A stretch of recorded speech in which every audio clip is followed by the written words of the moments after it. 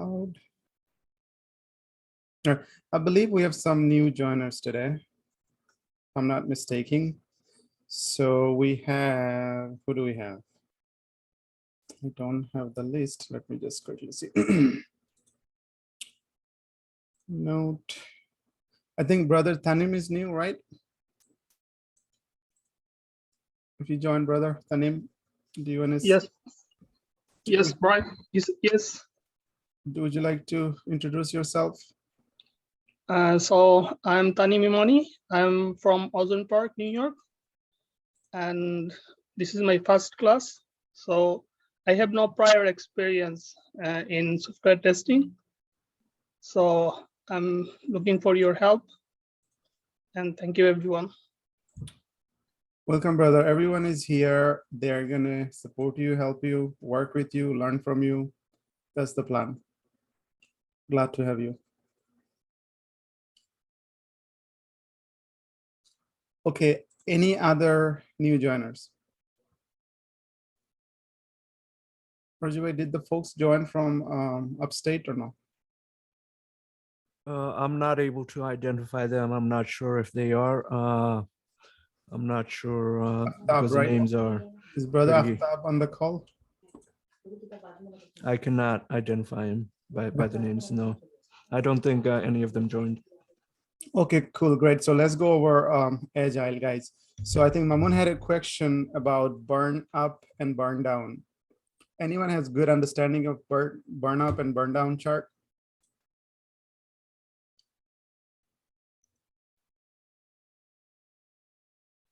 Can I try? Please. So burn up is like whatever work is done so far for the running sprint, and burn down is like whatever works remaining Work, right? remaining work. Yes, for the current sprint. Okay, that's good, brother. Anyone else? Yes, Brown Down chart shows the amount of work remaining in the project, whereas burn up chart shows how much work has been completed. Okay, cool, thank you. Mamun, does it make sense to you?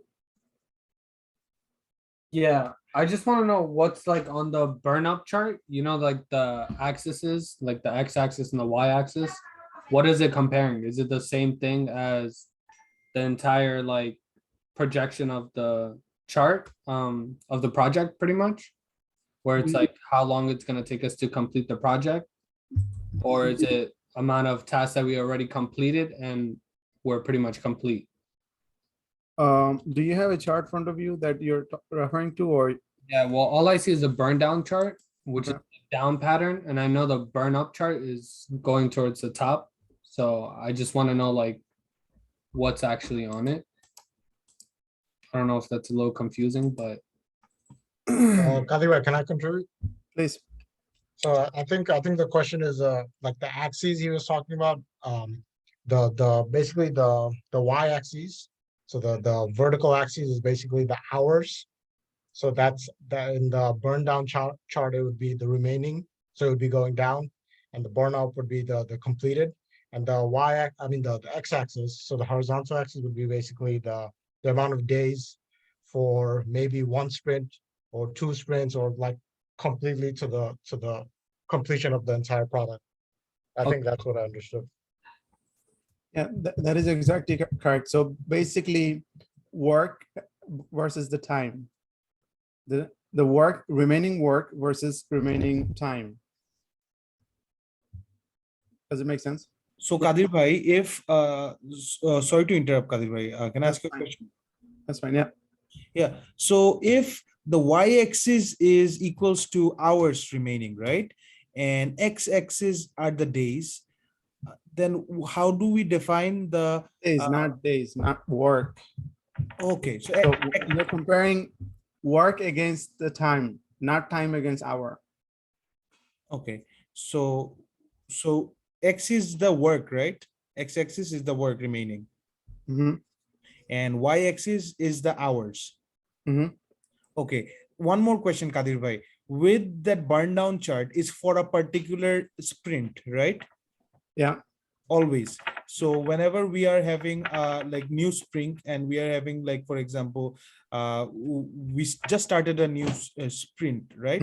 Mhm, And then the burn down chart starts first, right? And mhm, then after a while, as the time goes down, mhm, the work goes down. That is why it's going down. And at a point we have zero time, right? mhm, mhm. Okay. So let me just show you this chart. So guys, burn down chart is the most important chart. Burn up chart, I want to say forget about it because nobody cares. Everybody's focused on burn down chart, the remaining work. How are you meeting the deadline? That's where the focus is. The focus is not the other way around. So if you understand burn up chart, good. If you don't stress. It's fine. Understand burn down chart and you should be good to go. And even then, when you're understanding this, right, um, you just need to make sure that you are on time with your deliverables. Meaning, so you have given commitment of, let's say, 10 story point. Are you on target? Are you able to achieve that? If you could do that, your chart will take care of itself as you make progress day-to-day basis in your work. And last week I showed you guys my actual work, right? In actual work, when I make changes to my requirement, and requirement is in a Jira in a form of story point. And when I make changes to it, my burn down chart will automatically adjust. It is tied to the project. So park this for now. You guys going to do this physically. And when you do that, it's going to make sense to you. And it's going to be clear. Let me see if I can. So this is my project, right? I don't create charts. My project managers, they do it. But the reason I don't do it because I just don't have so much time. But what I do is I create dashboard, looks like this. And eventually you guys will create that as well.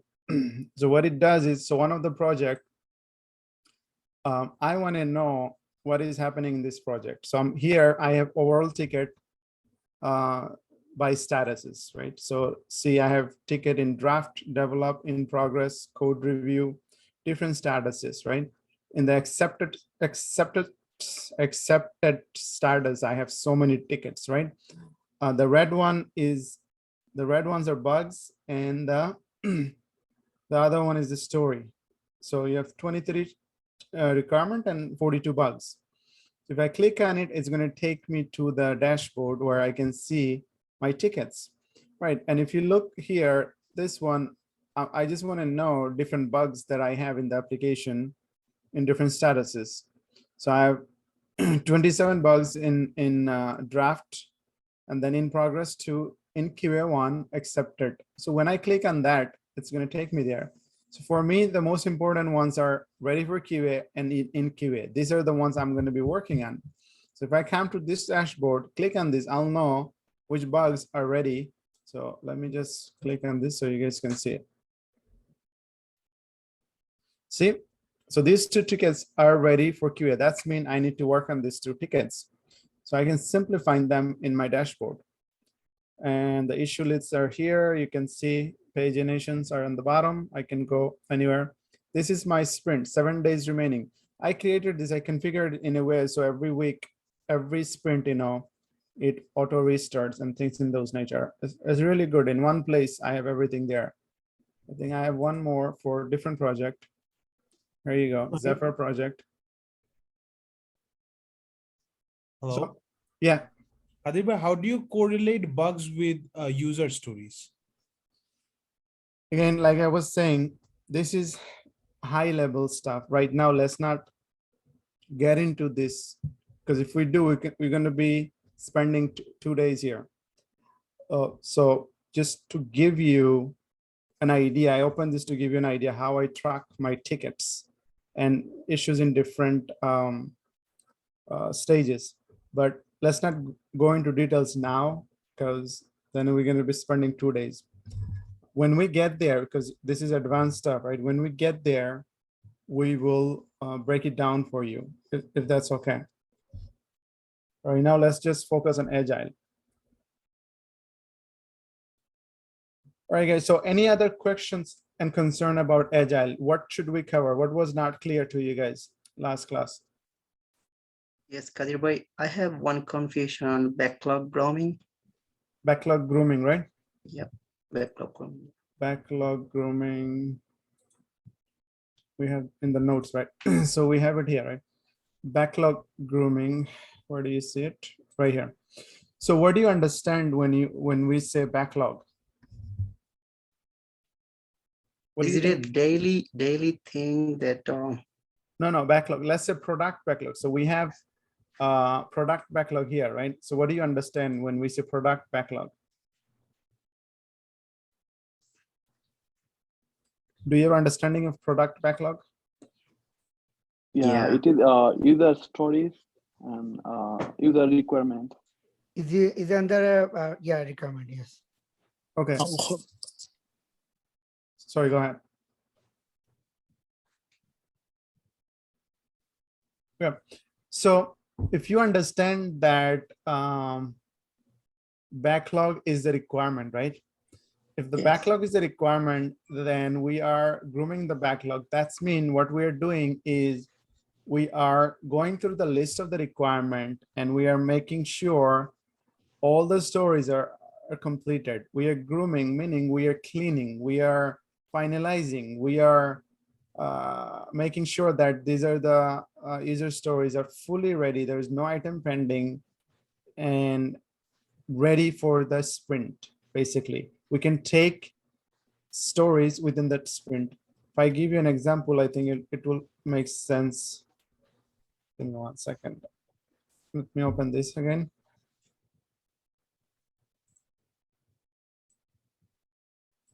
So we were doing that not too long ago in my project. Zephyr. So if I go to senior cat, okay. So this is my backlog, right? So you said, what is backlog grooming? So this is my backlog. So we come here, this is within the sprint. So this is sprint backlog and this is product backlog. Do you understand the difference between sprint backlog and product backlog? Yes. So sprint backlog is the current sprint work, which means next 2 weeks we are going to be working on. So this is next 2 week worth of work, and these are the stories. These are the requirements we're going to be working on. Now this is product backlog. Now when we come close to the end date of this sprint, a day before or end of the day, we're going to go here and we're going to go here in the backlog and make sure that all of this remaining work that we have in under product backlog is completely ready to take on. Meaning, so when we come here, right, in the sprint backlog, at the end of it, we're going to be done with all of this work. Now, what we need to select the next set of work, right? And we need to make sure next set of work are ready. And you see right here, perfect example we have here. So if you look at this backlog, this is our product backlog. How many items do you think is ready? So you have 31 issues here. If you look at, so you see there are some highlighted section and non-highlighted section. So if you look at here, how many items do you think is ready for the next sprint? 5. 9.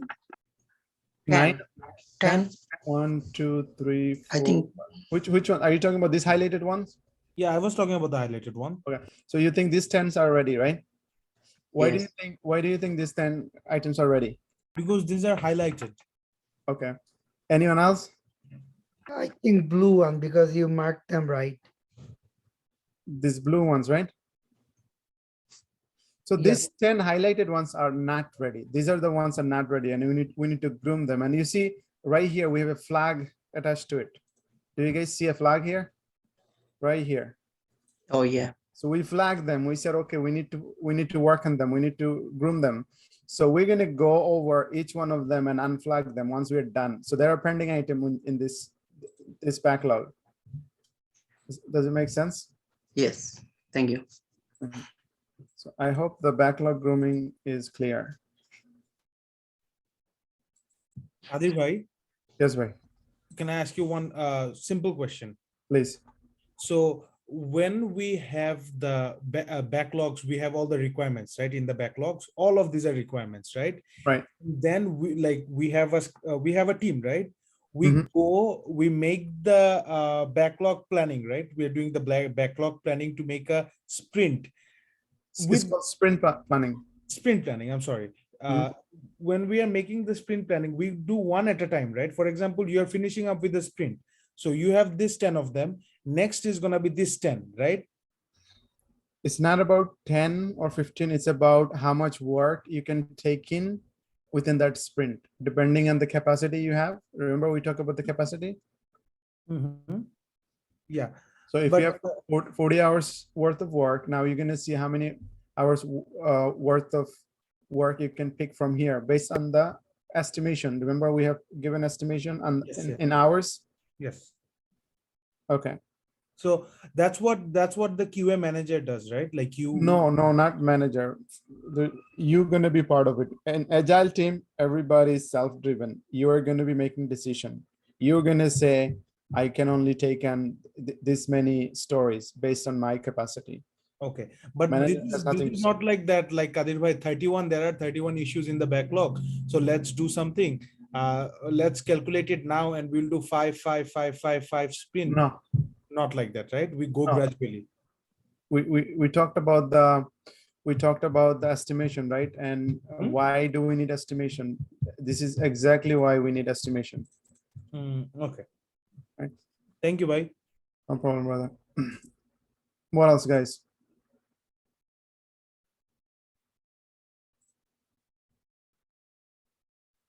So my question was like last question you gave us in the homework. The what should we do when requirement are continuously changing? So what do you think you should do? That was the confused for me. So Okay.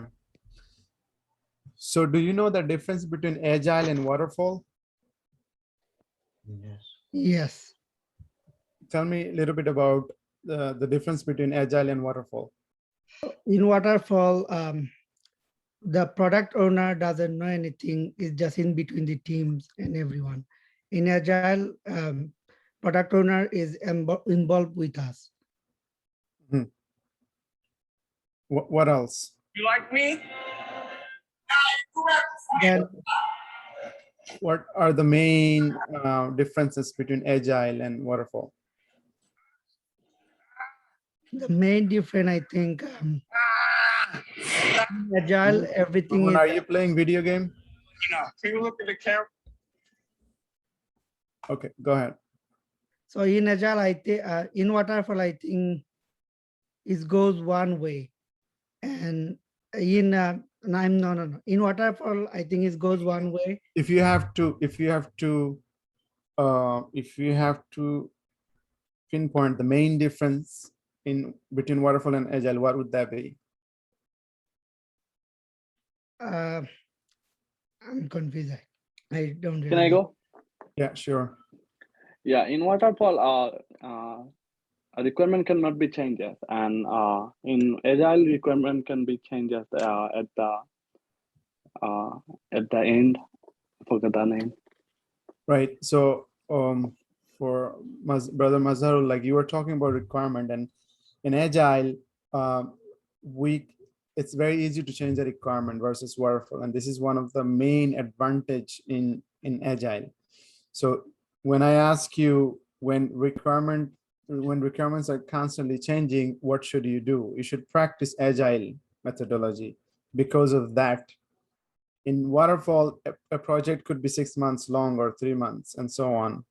An agile usually is two weeks sprint. And even that requirement is broken down to such a small requirement, it's so easy to change. So these are the advantage. And obviously client and everything else also. All right, I hope it makes sense. What else, guys? Ishtiaq, go ahead, brother.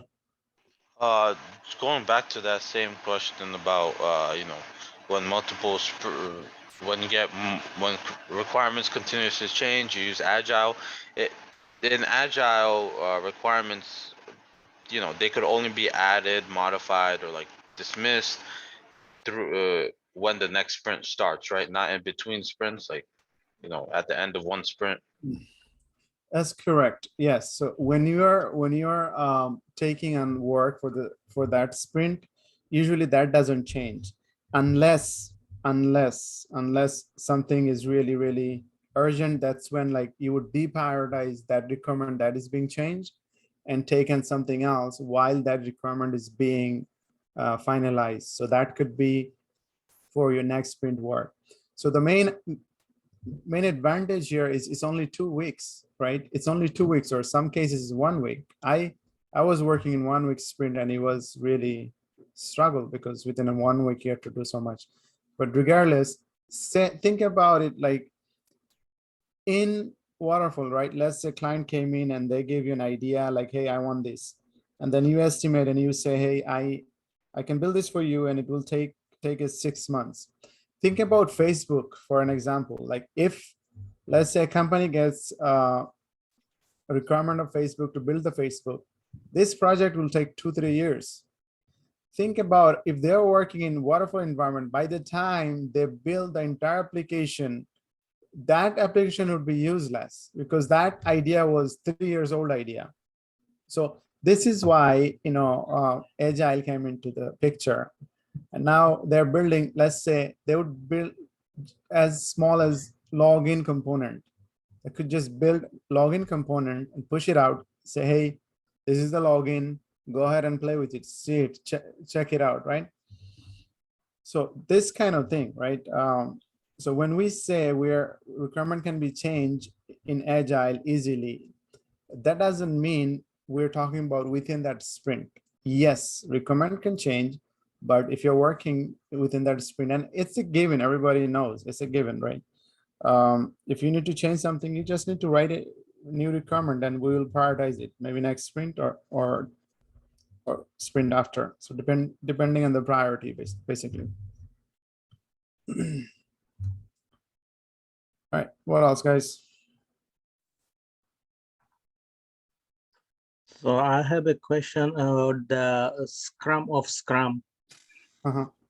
So what is the main purpose we are following the Scrum of Scrum? Like when we following like when the multiple team working in the, so when there is gonna be on the same project or gonna be or one project under one project manager or something?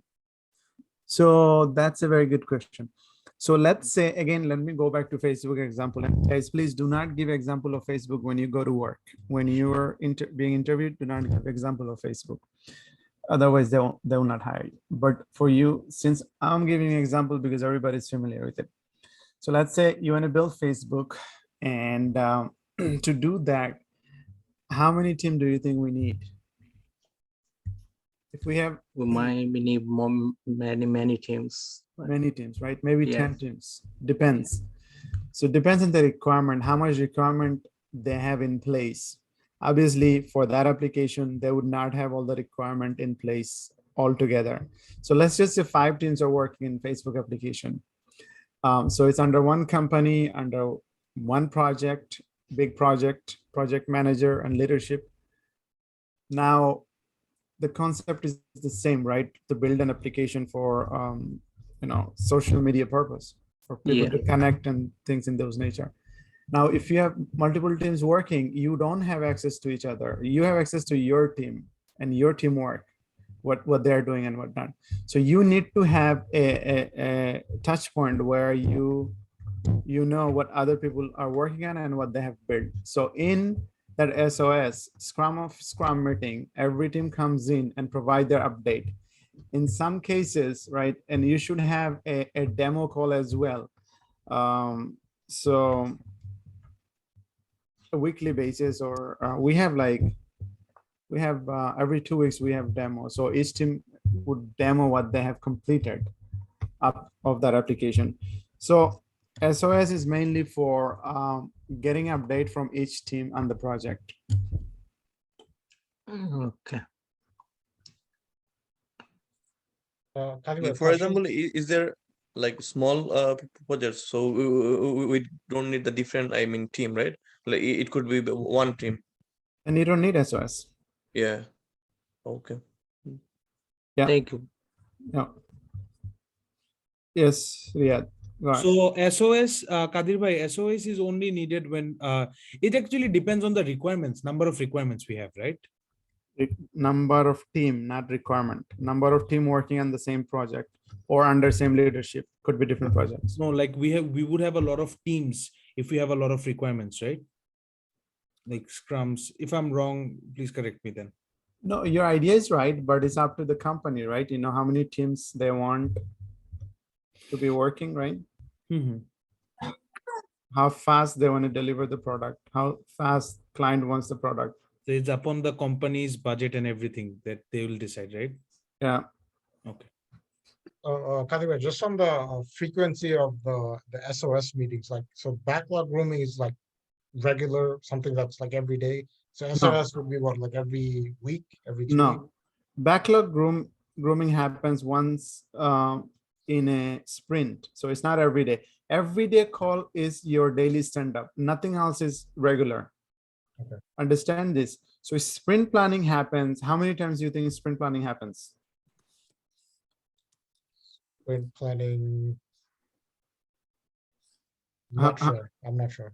So what do you understand when I say sprint planning? What is a sprint? Sprint is the designated time you set for like a few stories, few user stories. Right.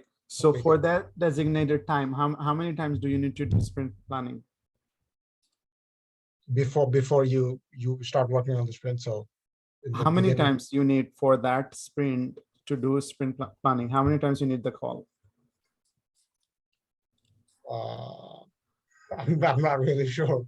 No, that's fine. But if you had to guess, what would you guess?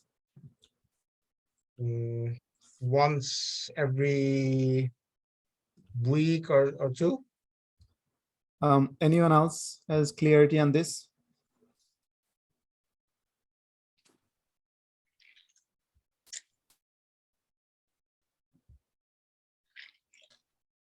This one is very simple. I'm surprised you guys don't have the understanding of this one.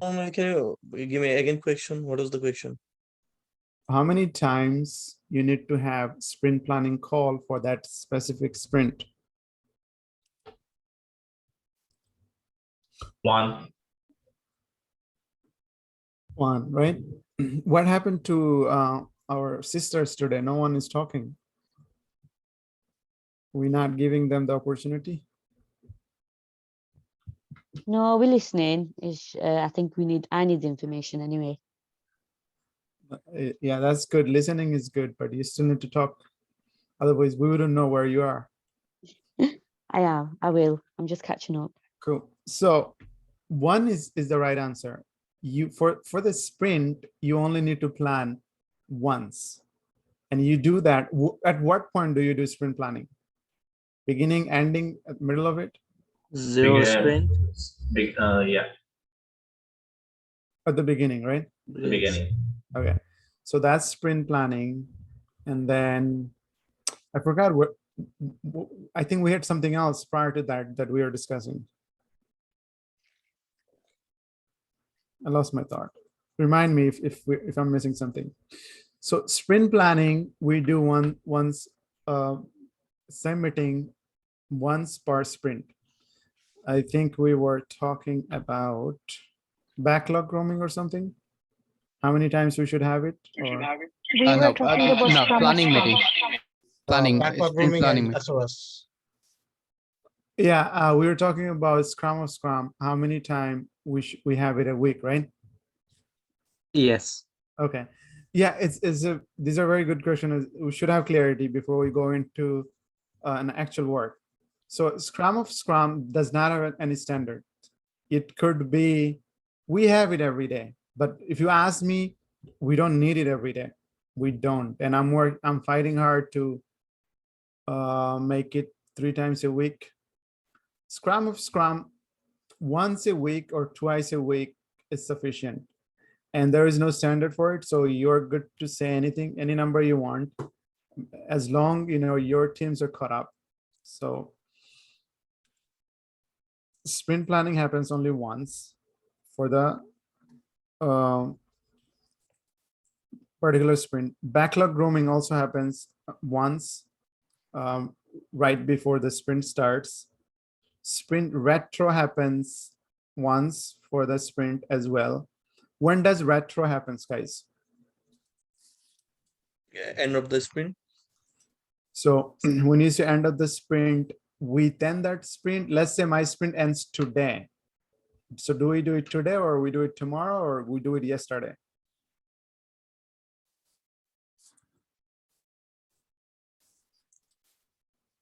I think we gonna do tomorrow.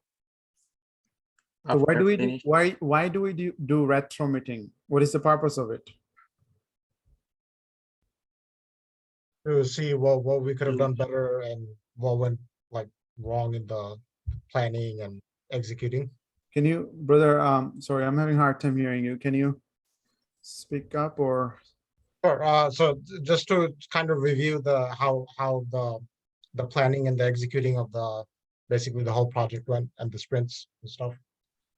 Basically, what went well, what didn't, and how we can improve on, right? Yes. So 3 things, right? Basically. So that happens. So let's say today, so once all the work is done for that sprint, so my sprint ends today. Ideally, we should have the retro meeting today. And we have, let's say 2 p.m. We finish our sprint, we close our sprint 2 p.m. So we have retro meeting at 2 p.m. As mean all of the work is done. The board is clear, burn down chart is done, and it has met its goal. We met sprint goal. We're good to go. So that's when it happens. When does daily Scrum meeting happens, guys? And what is the difference between daily Scrum and daily stand-up? Same thing, daily Scrum meeting and daily stand-up is very beginning Basically, of the we day. will providing the update of the sprint, what we did in the yesterday, what we will do today, and if there are any issue, we're gonna talk about that. Yeah, that's fine. Was it Every Jahid? morning? Was it Jahid before? Yes. So are you sure that daily stand-up and daily Scrum same thing?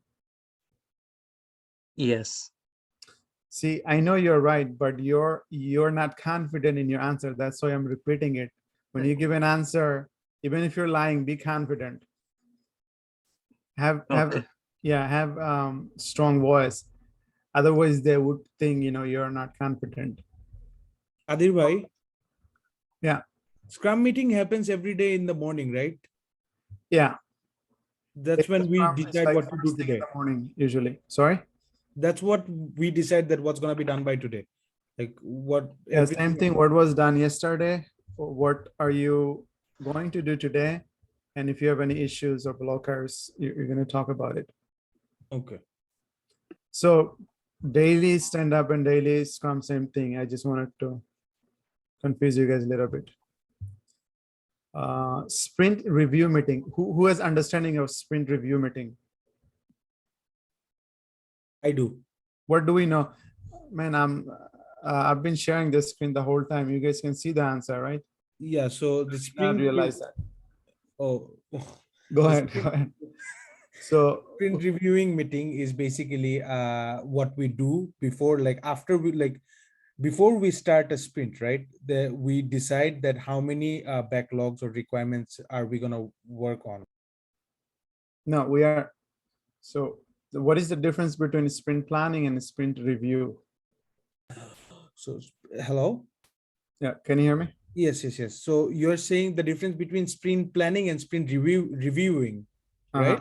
So when we do the planning prior, the work is done, and the reviewing is done after the sprint is completed. So tell me about the review. What exactly you review? How you review?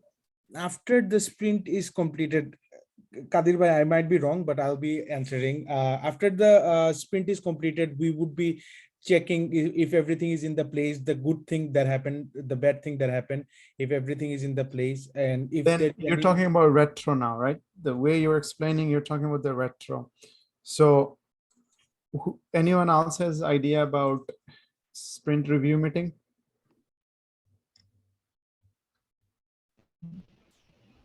The demo of the work you have completed. Let me hear from my sister this time. Who has understanding of sprint review meeting? Is it something like after we finish, then we were reviewing that the sprint that we have complete, we were able to complete on time, like within this sprint? You're kind of there, but not exactly. Is it we are giving a demo of the work, what we have done, work we have done in the sprint? Yeah, you are there, but when you answer a question, guys, understand this is a practice of real-time interview.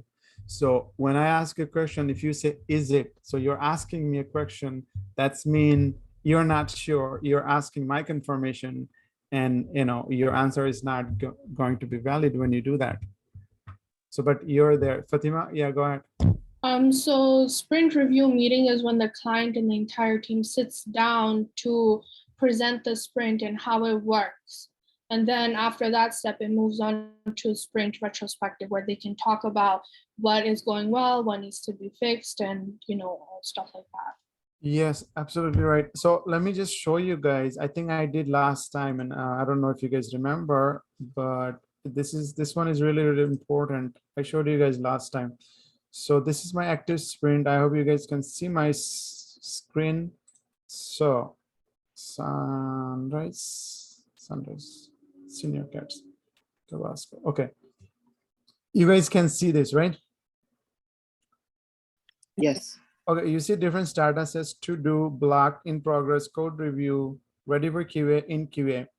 Which status in which section do we work? So when we have the tickets, in which status? In QA. In QA or ready for QA. So ready for QA mean, right, they're done with their work. They're saying it's ready for QA. So that's mean we are responsible to move it to QA and start working. Well, obviously different company works differently. So, but when you see something with QA, that's mean, it's with you. Start working on it. Now, when we finish, so we are the verifier, right? So once we verify it, we're gonna push this ticket to right here, ready to PO review. And what is PO? Product owner. Product owner. And who is product owner? The client. Client. Stakeholder. Right. So I am not gonna push this ticket to done. I'm not gonna go here. If I go here, I'm skipping the demo, right? I'm not gonna go here. I'm gonna go here. When I'm done, so this is my work. I'm not gonna drag it all the way to accept it or deploy it or none of this. I'm just gonna push it here. Where was this ticket? Was it in QA? I think it was in QA. So I'm gonna go to the next phase, which is ready for PO review. So they're gonna continuously push tickets to me, and I'm gonna push it here.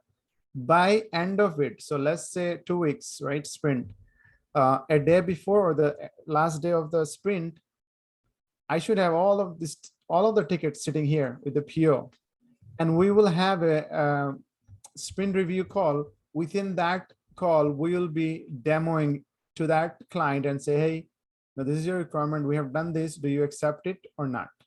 So if they accept it, then we'll push it to done and accepted. Look, it says accepted, right? And then deployment, we're pushing it to production.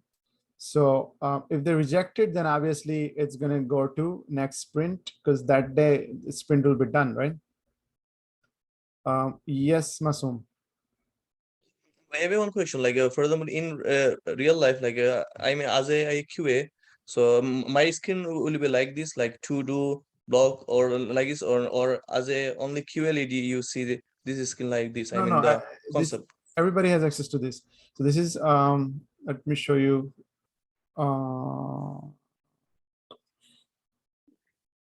actually the entire team that works in here. Okay, yeah, this is what I wanted to show you. You see, this is me, Yes. this is Adnan, this is Michael, this is Ramki, this is, so the entire Scrum team has access to this. Otherwise, how would you work? You see, different team member has access to it. So basically, I'm gonna wait for the like ready for QA, right? Then it will come in QA. Then I'm gonna start working, right? So basically, first of all, these fields are configurable. So you can, your company may not have this kind of status, right? They could have different things, but this is standard, right? Meaning you'll always have in progress status. You will always have either to do or draft or new. These three are same, serves the same purpose. Blocked is always going to be there. If something is blocked, it's going to be under this bucket. In here, they may or may not have both. They may just have ready for in QA or ready for QA. I need to where to segregate what I'm working on versus what they have completed. They're meaning the developers. So I told my developers, whenever you're done working, just put it under this bucket and I will pick that ticket whenever I feel that I need to. Because why I'm saying that, if you look at this, right? So I have 2 tickets in QA, meaning my team is working on this ticket. I don't want dev to push this on my bucket unless I'm ready for it. So once they're done with this, and then they will go and grab this one as well. So again, your company might have different statuses. These are configurable. And when we do the project, you will see how we can configure it. And once I'm done, I'll push it out to PO. These are like the standard fields. Okay, thank you. No problem. All right, what else, guys? We should be a pro in Agile after today's class.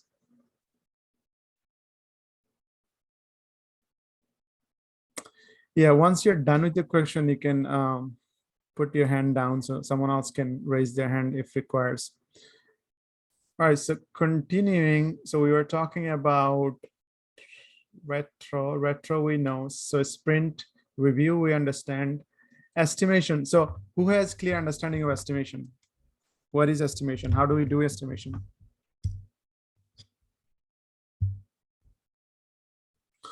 Okay, before that, let me give you guys another demo on estimation, then we'll talk about it. So share screen. There you go. So last week we talked about t-shirt sizing estimation, right? Do you guys remember about this story point sizing? We talked about this last week, right? T-shirt sizing. Yes. Yes. Understand in Agile, there are many different type of estimation techniques. Out of them, the couple of them are really, really popular. T-shirt sizing your story in hours are really precise and popular. And I honestly love it a lot. There is another technique called planning poker. You know, when you go to casino, you gamble and things in those nature. So this one recently became so popular. I personally don't like it, but company they like it a lot. And I don't like it. Reason is they don't do estimation by hour. They do estimation by number. And what I mean by that, so let's say you guys see the numbers here, right? 0, 1, 2, 3, 4, 5, 6, 7, whatever, 200. Yes. And let's say, so these are the number, they're going to size the story based on the numbers. Now, what they would do, they would have a reference story. What is reference story meaning is they will look into user story, they will explain and understand it, and they'll put a number behind that story. And whenever, so they would say, let's say they put that story as 2 story point number from the number, right? Now, whenever going forward, you are doing any estimation, you have to refer to that reference story point to understand where should your numbering be based on and your reference story. I know it's complicating, but let me just show you how it's done. Personally, don't like it, but industry loves it. So backlog. So if I'm here, you guys can see, so we did planning poker here as well. And let me show you how we did it. So you guys see these numbers, right? All of these numbers right here. Yes. The bugs does not have a number because bugs, we don't estimate. Bugs comes as when we test the story. So when you see this color, which is, I believe, green, and this is red. So red is bug and the green is story. So if you see the color code, you should know which one is requirement and which one is bug. Now, bug would not have any estimations because bug comes from the story and stories are estimated. And when we estimate a story, we always keep some extra time, buffer room for the bugs fix and bug raise. Anyway, so we did planning poker here. So now we have 1, 2, 3, 4, 5, 6, 7, 8, 9. So these are the 9 we had estimated in last sprint. So before doing that, we selected a story that would serve us as our reference story. So let's say this one right here, the second one, enhancement, add pop-up, whatever, right? This one.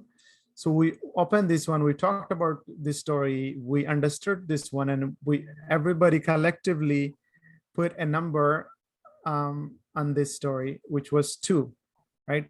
And we selected this story as our reference story. After that, whatever we estimated, let's say this one. So when we talked about this story, we understood this one, and then when it came for time for us to estimate it, we refer to this one. We said, okay, this is our reference story.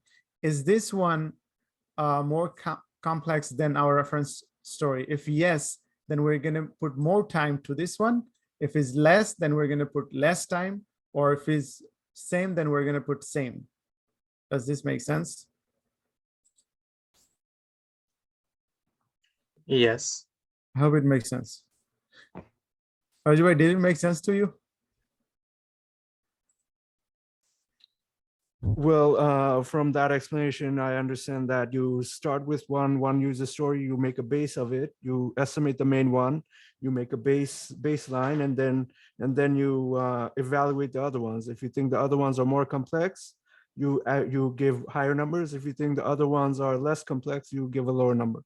Exactly. So just a reference story point, you estimate first and then refer to it for rest of your sprint. Guys, does it make sense or no? It does, Kadir bhai. Cool. All right. So now let's go to planning poker. So then we come here, we do the same thing. And you can see we're not doing any more physical work, so we're doing remote work, but we do it same way in the meetings, basically. So the business analyst comes in and she starts explaining first user story, and we are here carefully listening, and if there's any questions we ask. So you will have QA, you will have let's say developers, you'll have your could be client, yeah, client should be here. Scrum Master, you can be here, or she can be doing two Scrum. Sometimes, and most of the time, what I've seen in the company, business analysts also have the role of Scrum Master most of the time. Usually, they don't want to put like an individual person as a Scrum Master. There is no need. One person can do two jobs, being a BN, being a Scrum Master as well. So we are listening to this lady talking about a user story. Once she's done, she'll ask us if we have a clear understanding or if we have any questions. If we have questions, we ask her, get the clarity. And then what happens is since we're doing it online, we don't have the actual card, we'll have like different tool, and we're gonna do, I have a tool, it's called Planning Poker tool. That's what we're gonna use when we start working. So once everything is done, then she's gonna ask us to give our estimation for that user story. And we do it like this. We do it like this. Now, what that tool does is it reveals everything at the same time, so no one can copy each other's estimation. Ideally, you want to be, everybody has to give the same number. Your number has to match, otherwise you cannot move on. So notice here, 3 of them says 8, she says 1, and this person says 100. If she had said 6 or 7, if she had said 9, it would not be a big problem. But since they said 100 and this lady said 1, that's a big problem. Now we have to start talking why she thinks it's 1, why she thinks it's 100, and why they think it's 8. So we have to redraw the same one again because we couldn't come to an agreement on the first time around. Next time, after further explanation and discussion, we will redo it again. And if the number matches, then we're good to go. We're done.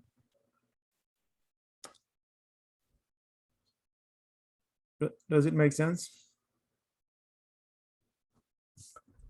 Yes. Now, what is planning poker? I just talked about it, right? Planning poker is an agile planning estimating technique. Basically, everybody in planning poker, everybody has to agree on a certain number for each of the story point. How does it work? You guys can read through it. I have this document uploaded in the shared drive. Usually when it comes to numbers, you will not see this kind of numbers in a real agile environment. Maximum, you'll be lucky to see 13. You won't see 13. 1 to 8, 10, maximum 12. That's what kind of number you will see. If it's more than that, if it's 20, we will break it down. In agile, we will not have big numbers like this because you have 2 weeks only. And if you have in 2 weeks, if a number is bigger than 20, I don't think is achievable. And we will not do it. We'll break it down. Now, if you look at that t-shirt sizing, this is what I like better because this is, they go by the hour, right? So this one, you have small, medium, large, extra large. You won't see extra large. You'll just see small, medium, large. So 1 to 3 hours is small, medium is 5 to 8 hours, large is 13 to 20 hours. So these are, your company might have different numbers, but this is the standard basically. You have 6 productive hours per day per person, and then you go on with your estimation, which we have done here, right? If you have your 2 week sprint, you will have 60 hours worth of work. You can estimate your stories, you put it against your capacity, and you only take what you have, and the result would be something like this once you're done with this, right? Yes, Riyadh. Kadir, how do the team members come to agreement on the hours in this technique? Hours and what? Productive hours, or you're talking about hours in estimation? In estimation, hours in estimation. We talked about it on the other page, like so the number the same way. Okay, so here, okay, so you're talking about here. So here, so you could have different numbers. Like a dev could have different numbers for their estimation. You could have a different number for your estimation.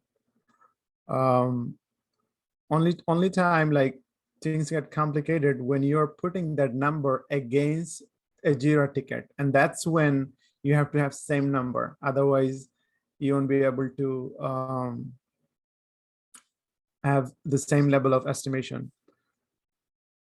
So planning poker, they are putting the estimation under the ticket. So that's when you need to make sure that Both numbers are matching. Both numbers are same. And this is getting very popular, planning poker now, and that's where industries are focusing. So just watch this estimation technique. I have it in the shared drive, and you guys should be good to go. And we'll do that in our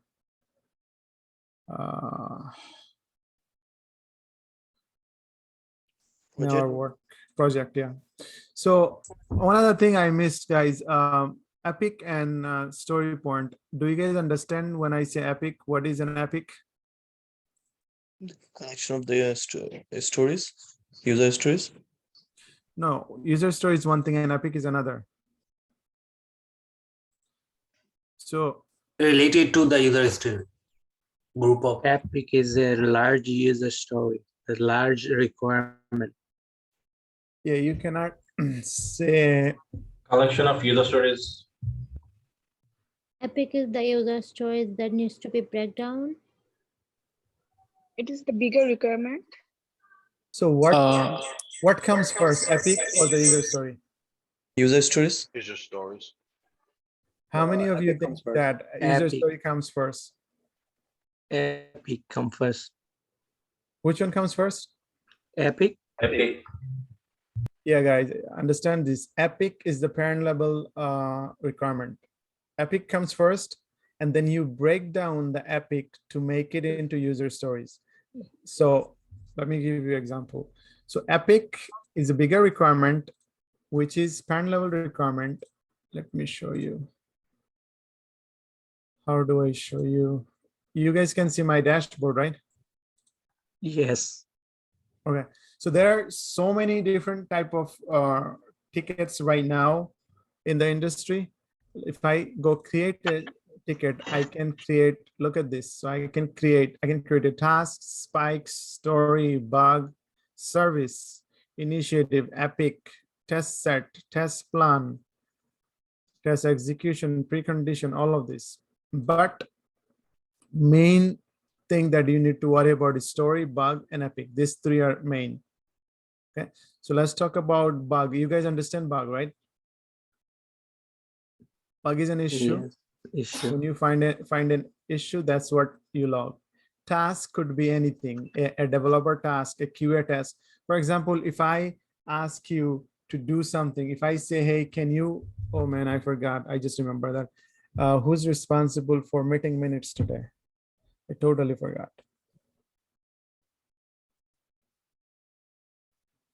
Who wants to take ownership of meeting minutes? I was gonna do the meeting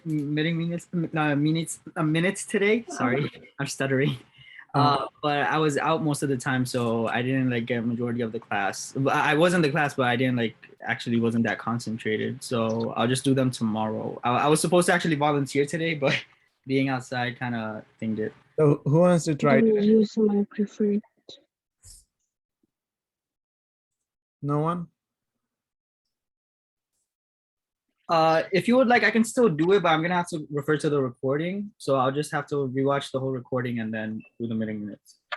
Can you do it today? And yeah, watch the recording and do it, please. And tomorrow we'll have someone else doing it. Okay, I'll try my best giving it tonight. Thank you. All right, so that I was talking about tasks. So this is exactly a task. So I could have created a task and saying, Ashfaq, can you do the meeting minutes today? So task could be anything. Simple as like I could find it a request. I can create a task and assign it to you. Or it could be developers that could create technical tasks for them to do some technical work. It could be code review. It could be some configuration. It could be anything. So the task is mainly gets created by developers. Bug, 99.9% of the time, we create bugs as a QA. Epic and user story created by the business analyst. Epic, like we talked about, is a bigger parent level requirement. So if you look at this one, let's say, so let me pick a team. So a senior team, this is a service level ticket. You don't need to worry about service. And they just have Epic. They don't have requirement. They don't have, okay. So let's pick this one. So this is Epic. This is Epic. And if I open this one, if I expand it, it should have sub-tickets. Unfortunately here, they only have tasks that do not have story, but let me find one. Okay, here you go. This is a perfect example. There's a lot of backend related tasks. That's why you don't see what you're supposed to see. So this is Epic, right? You can see FDS related issues. Now under that, you have user stories. So Epic would be bigger requirement and user story would be sub requirement. So for example, if I have to give you an example, I will do it in an application. And we have an application that is, what is that application? Yahoo. skillandtech.com. Really? So this is the application, right? So if I open this application, what would be my Epic level ticket? If you look at this page, this is my landing page or welcome page, right? What would be Epic level ticket, guys? So the landing page would be an Epic ticket. Our services page would be an Epic ticket. Contact would be an Epic ticket.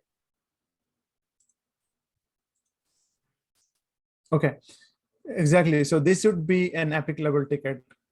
So this is your home page, right? The home page that you would be creating a ticket called home page functionality. That's your Epic level ticket. And then when you go under that Epic, you have to create user story for everything you see. For example, this task, the get in touch and its functionality, and everything you see here, right? Unit test, functional automation, anything and everything. The bottom part, start today, about our team. How many user stories you think we can create? Maybe 50. So under that Epic, you will have all the user stories. Then you move on to this one.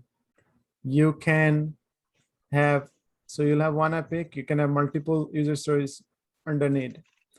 So I understand, like, Epic doesn't mean like each page should only have one Epic.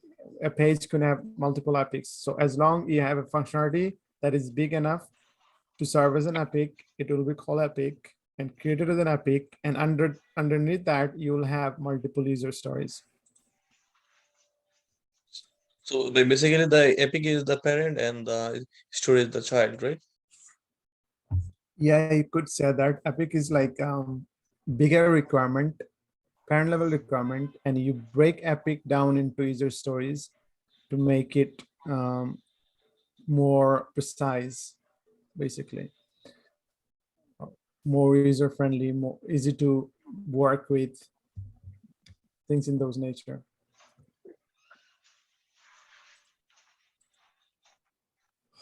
Yeah, so Epic we did not cover last week. So now we did. What else, guys? Anything else? Yes, I need some clarification about the increment. If it is possible to show in your project actually, what is increment meaning actually? Increment. So increment. Okay, so I went through the reading materials IT solutions. On the bottom, I got the increment, but I want to your documents. Okay, so product increment or so increment could be a couple of things. So what we have is we have increment planning meetings. So these are only high level management gets involved in those kind of calls. I was part of it once. Let me see if I can search for my increment meeting. Give me one second. But go ahead if you have any other thoughts to add to it. What is it? It's increment or implement? Increment, product increment. product increment. Should like should we be familiar? Sorry. Sorry, go ahead. Should we be familiar with that term? Like, did you talk about that before or no? No, no, it's more on the higher level. Okay. Anyway. Actually, in your documents, it's written the increment is the sum of the all tasks, user stories, product backlog, and all other things in a whole, in a sprint. So I just want to see what is actually the increment look like, if it possible. Yeah, I'm searching in my backlog. Which document do you see? It's not on the Excel, right? Oh, no. There is a image, right? Product backlog, sprint backlog. This one in the bottom. No, this image is in the Excel, but I got in the Word document. I searched it up and I think it's a deliverable, like the other documentation that we have, like test cases and RTM. It says that product increment is a I got these documents from the shared drives. Yeah, so a product increment is like only increment. Anyway, maybe the same thing. Yeah, so it's pretty much like, I think I pulled a couple of my emails. Give me 1 second.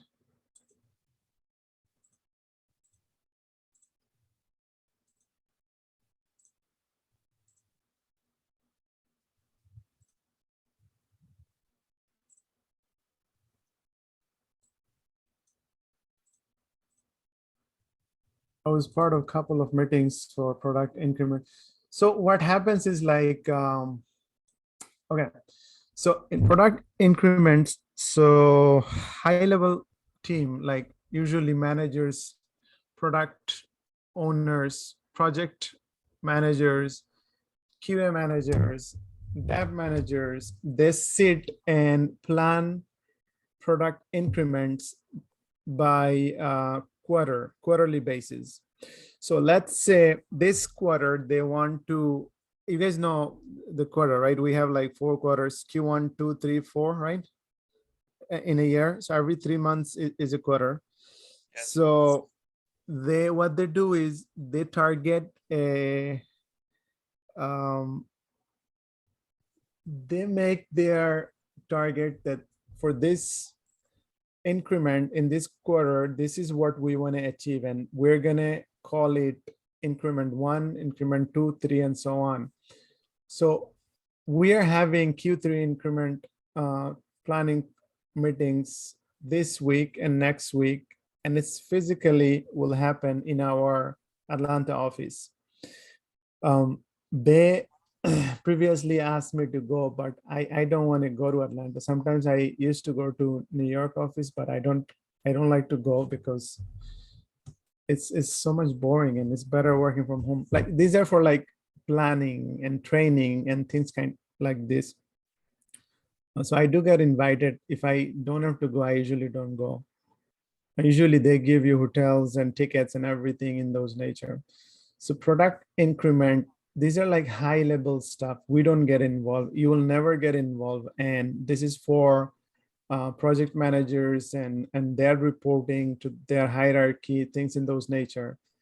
They break down the work in quarterly basis, like this quarter, what they want to achieve and things like that. This get distributed to management level people. Agile Scrum level team, I never seen detail of increment and things in those nature.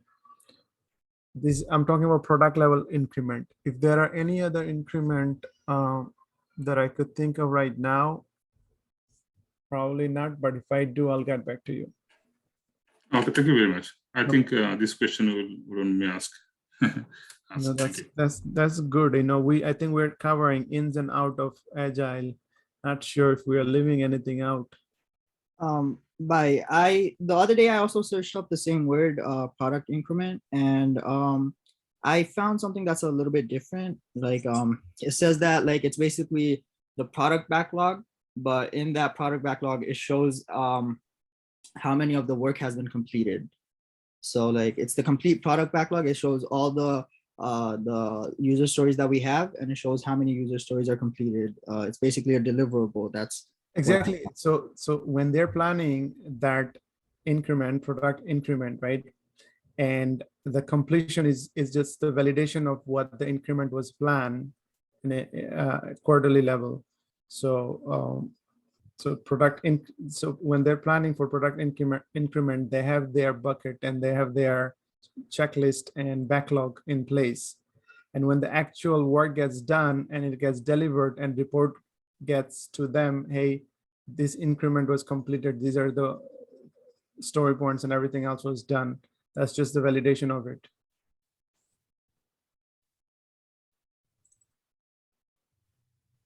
Okay. Anything else?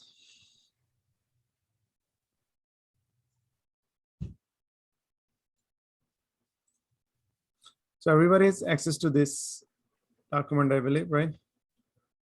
Yes. Okay, couple of important things, guys. Okay, so let me see.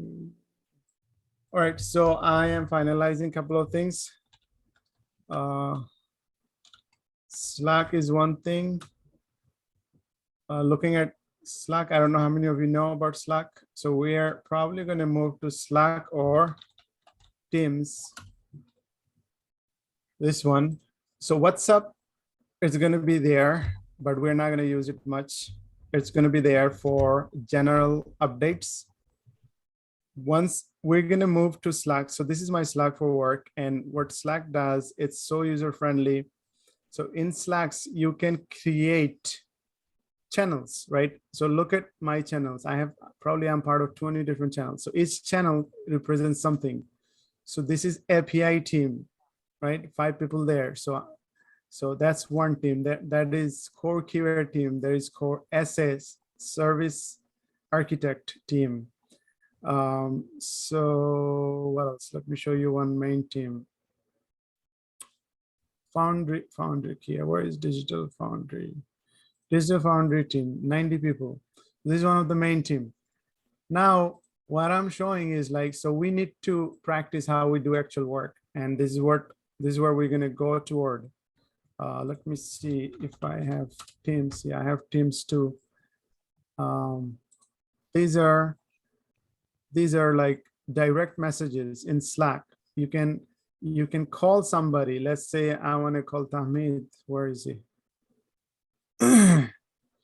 Right, Tamid, right? I can call him simply just doing this. I could share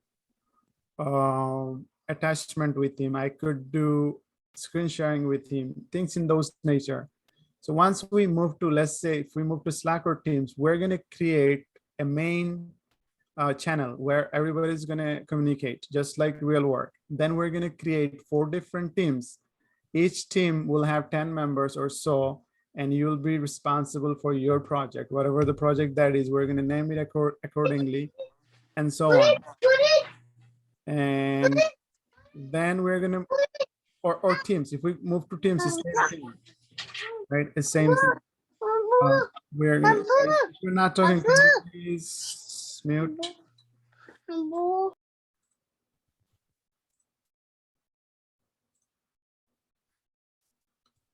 Okay.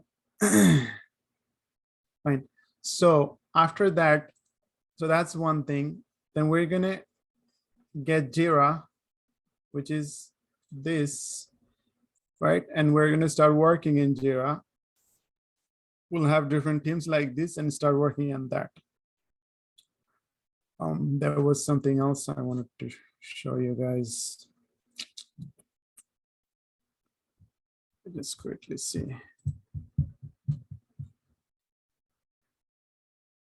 Okay. So Classroom, Google Classroom. Yeah, this is what I wanted to show you guys. I'm sure some of you got the invitation from the Google Classroom.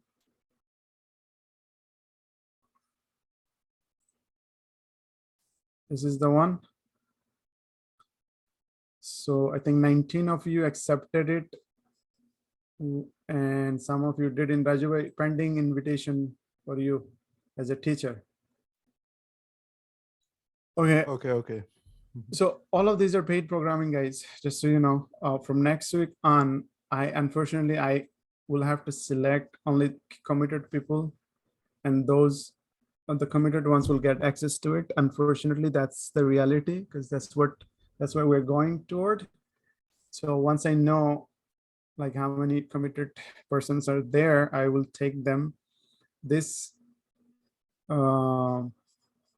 WhatsApp, it's only going to be there like for general announcements, and everybody else will move there, because when you go to work, you don't work with WhatsApp, you work with the real tool, and this is what we're going to use. Apart from that, I shared this one with you guys. I don't know if you guys had issue accessing it or editing it. Most of you did not fill this one out. All you have to do, go into this one and create an click on editing and start putting your date. If your date is past next week, reach out to me, let me know what is your situation, and we can make we can fix the date. But ideally everybody got 4 weeks. You should be able to come up with this. Some of you called, and we are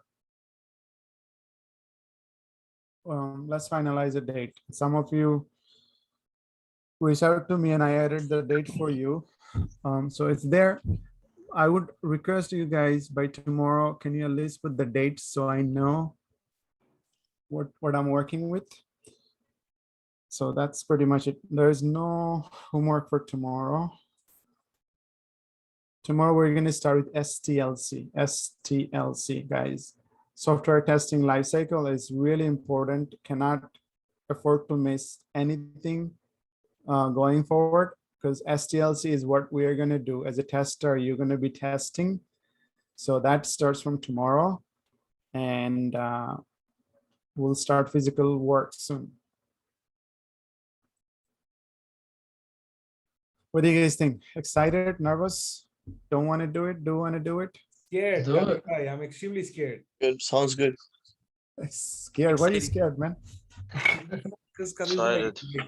I guess I need to give more time. Actually, I should be giving more time. Everybody, you know, doesn't matter how much time you're putting in, is not enough.